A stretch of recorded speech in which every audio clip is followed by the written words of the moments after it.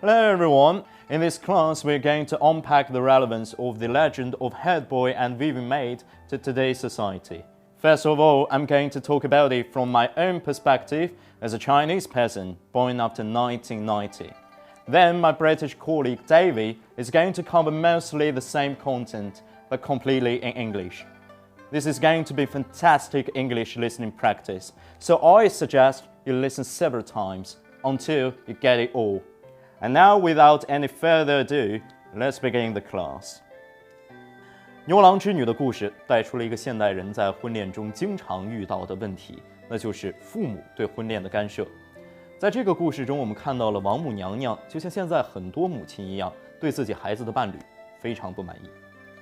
比如我们都知道上海著名的相亲公园啊，在这个公园里面，父母会带着自己子女的信息过去，然后跟周围的人开始介绍自己的孩子怎么好。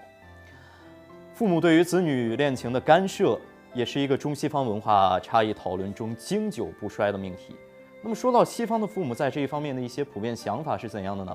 其实经常也听到外国的朋友说，他们的父母会询问，比如最近在约会什么人。那么这边先补充一个英语知识，约会用英文怎么说呢？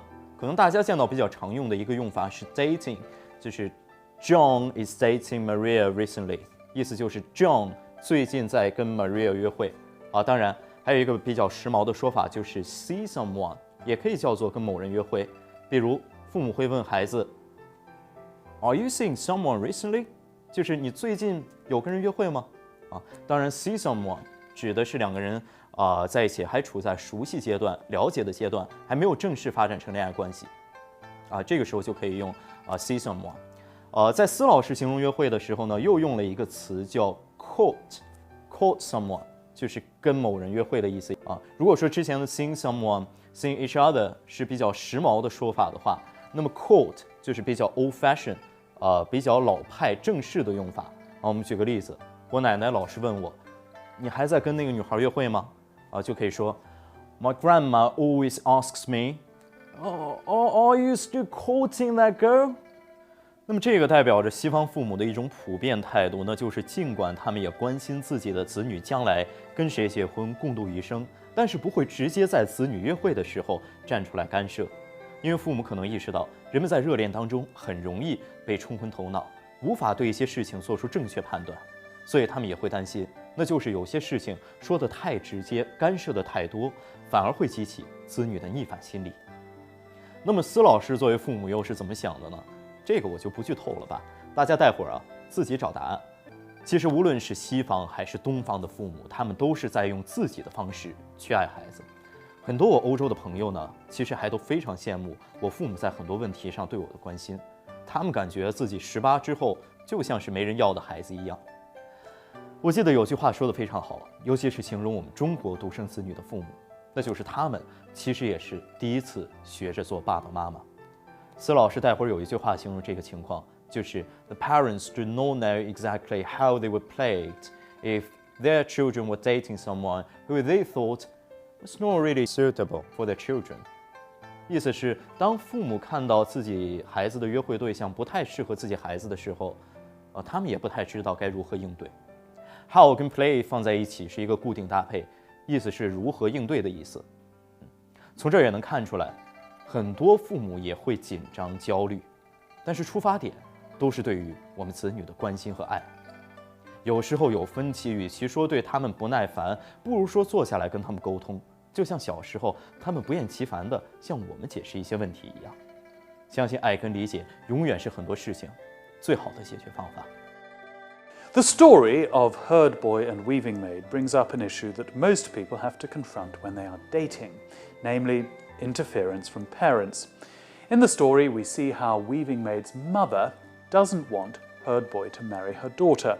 Sometimes this issue of parents taking an active interest in who their children marry is seen as one of the big differences between families in China and in the West.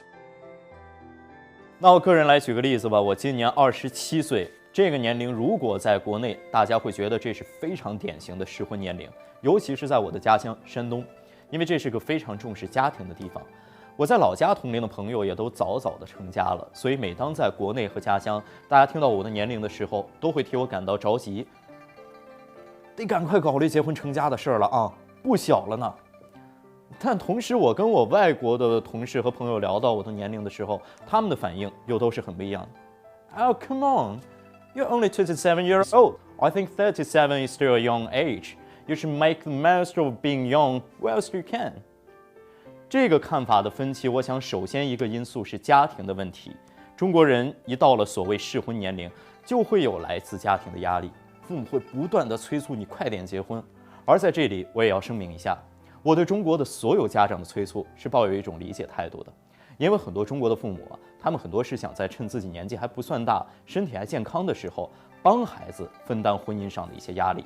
比如照顾孙子孙女啊等等。从更深层次的角度来说，中国人讲究天伦之乐，所以父母也认为孩子将来结婚生子才能快乐。而随着可能很多年轻人会把生活重心放到工作上，认为在情感上暂时没有缘分也不着急，在工作上取得成就也是能获得自我价值的体现的时候，就会跟父母产生矛盾。虽然父母想以自己的方式关心孩子，只不过有时这是一种难以逾越的不同时代价值观的差异。英文有一个说法形容这个很贴切 ，Sometimes we're not on the same page. Not on the same page， 不在一张纸上，这里指意见不一致。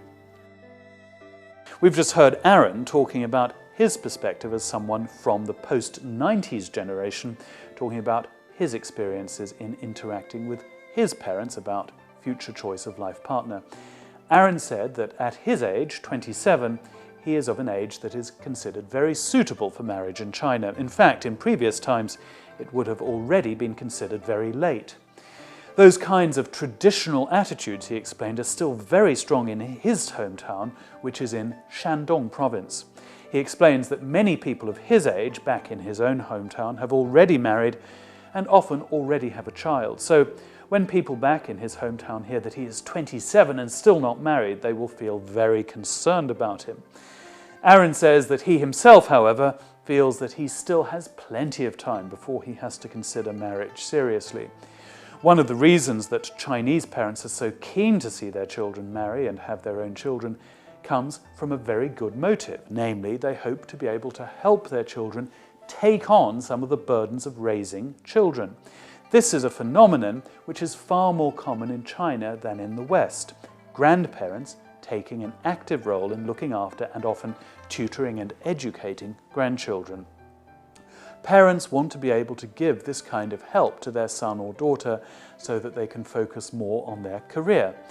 This is a practical reason for Chinese parents having this attitude, but as Aaron explains, there is also a much deeper reason. He used the phrase 天伦之乐, which can be roughly translated as family happiness. This kind of family happiness is something that Chinese see as one of the great values in life. It is only when you have a family that you can really consider yourself to be truly happy. A lot of younger people, especially if they had not had success in finding a partner or lack what Aaron refers to as yuanfen, will be more willing to gain satisfaction from their career or other aspects of their lives. For this reason, as Aaron puts it, parents and their children often find that they are not on the same page. There is definitely a cultural difference here, but how true is it that parents in the West are not concerned with their children's choice of fiancé? Well, speaking both as a parent and as a son, I can say that from my own experience, Westerners are also very concerned about who their children marry. I certainly remember my father telling me his opinion of women I had dated, although, as I remember, he would never give his opinion while I was actually dating.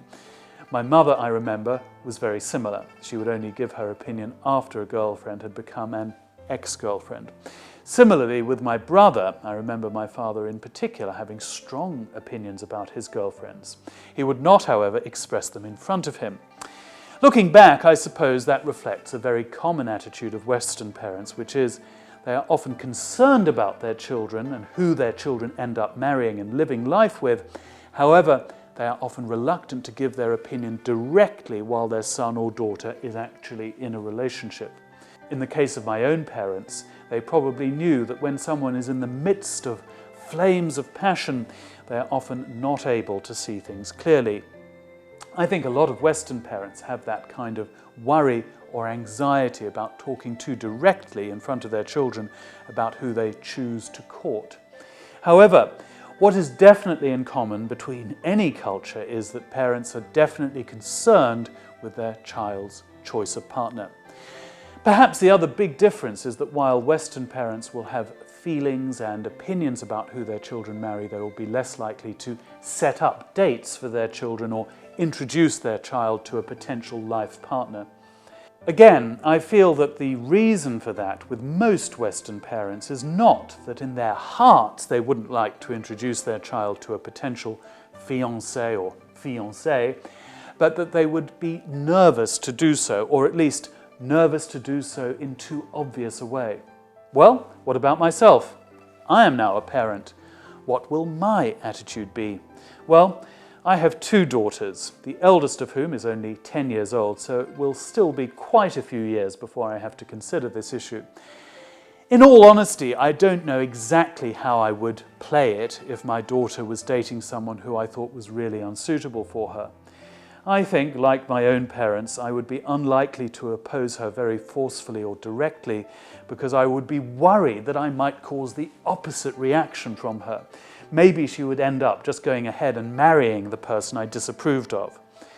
I would probably hope that if I restrained myself a bit and didn't force my opinion on her, she might end up realizing herself that the person was unsuitable. But maybe that's just wishful thinking.